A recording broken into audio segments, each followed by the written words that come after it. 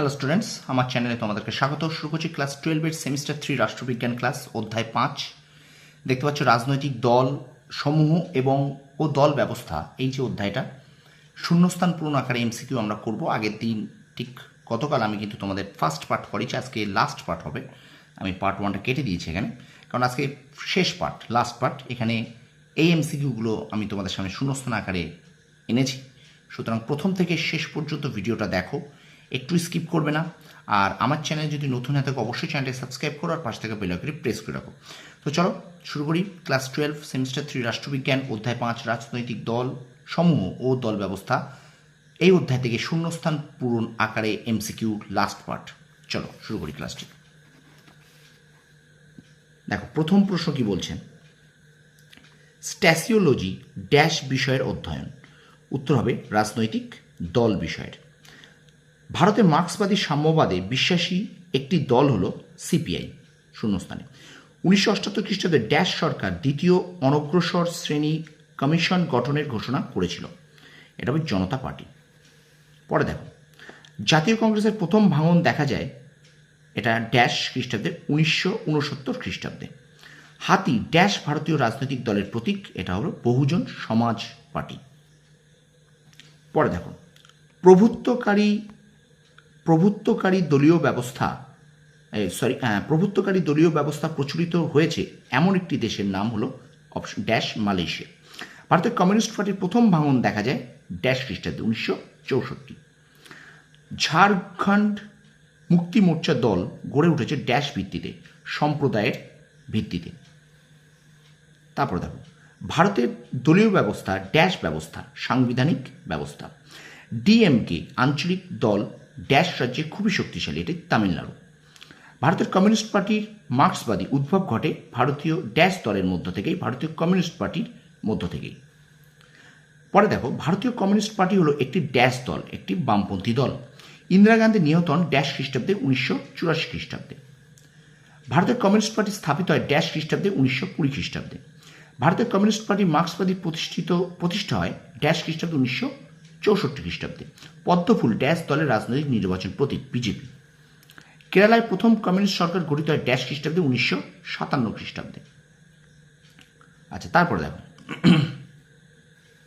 নেতাজি সুভাষচন্দ্র বসুর আদর্শে গঠিত রাজনৈতিক দলটি হল ড্যাশ ফরওয়ার্ড ব্লক। 1977 খ্রিস্টাব্দে আগে পর্যন্ত ভারতের রাজনীতিতে ড্যাশ দলের প্রাধান্য ছিল। উত্তর হবে জাতীয় কংগ্রেস। রাজনৈতিক দল হল সম রাজনৈতিক মতাদর্শে বিশ্বাসী কিছু সংখ্যক ব্যক্তির সমষ্টি। উক্তিটি করেন রাষ্ট্রবিজ্ঞানী বেঞ্জামিন কনস্ট্যান্ট। ভারতের দল ব্যবস্থা উল্লেখ আছে ড্যাশ কোথায়, সংবিধানে। তারপর দেখো 16তম লোকসভা নির্বাচনে নিম্নলিখিত ড্যাশ রাজ্যগুলি বিজেপির সমস্ত লোকসভা আসন জিতেছে। এটা রাজস্থান, গুজরাট, উত্তরাখণ্ড ও হিমাচল প্রদেশ। এই ধরনের প্রশ্ন সাধারণত আসবে না, তবুও এখানে আছে, যখন তোমরা একটুখানি দেখে যাও, ঠিক আছে।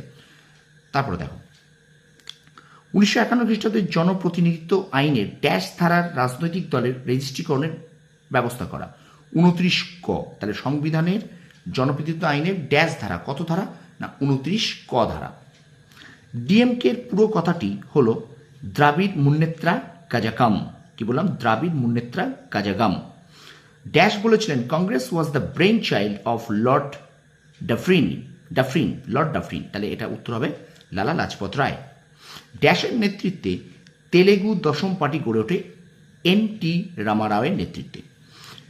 প্রথম লোকসভা নির্বাচনে কংগ্রেস ড্যাশ শতাংশ ভোট পেয়েছিল। উত্তর 45%। ড্যাশ সময়কালকে ভারতের রাজনৈতিক ক্ষেত্রে কংগ্রেসের একাধিপত্যের যুগ বলা হয়। এটা 1952 থেকে 1969। তারপরে দেখো ষোড়শ লোকসভা নির্বাচনে জাতীয় দলের মর্যাদা হারায় ড্যাশ দল, বিএসপি দল। বর্তমানে নির্বাচন কমিশন কর্তৃক স্বীকৃত রাজ্য দল বা আঞ্চলিক দলের সংখ্যা 57টি। ড্যাশ ভারতের কমিউনিস্ট পার্টির সামাজিক ভিত্তি গঠন করে না, ব্যবসায়ী শ্রেণী। স্টুডেন্টস, ভিডিওটা কেমন লাগছে অবশ্যই কমেন্ট সেকশন কমেন্ট করে জানাও, একটু বেশি করে শেয়ার করো বন্ধুদের মাঝে, ঠিক আছে। আচ্ছা তারপরে দেখো তৃণমূল কংগ্রেস জাতীয় দলের মর্যাদা অর্জন করেছিল ড্যাশ সালে 2016 সালে। ভারতীয় জাতীয় কংগ্রেসের জাতীয় শব্দটি প্রভাবিত হয়েছিল ড্যাশ ইংরেজ শাসনের বিরুদ্ধে প্রতিক্রিয়ার মধ্য দিয়ে। ন্যাশনালিস্ট কংগ্রেস পার্টি ড্যাশ দল থেকে ভেঙে তৈরি হয়েছিল, এটা কংগ্রেস দল থেকে। ভারতীয় জনতা পার্টি গঠনের পর ড্যাশ প্রথম প্রেসিডেন্ট হয়েছিলেন, এটি এবি বাজপেয়ী। কংগ্রেসের বিকল্প দল হিসেবে কেন্দ্রের সর্বপ্রথম ক্ষমতাসীন দল হল জনতা পার্টি।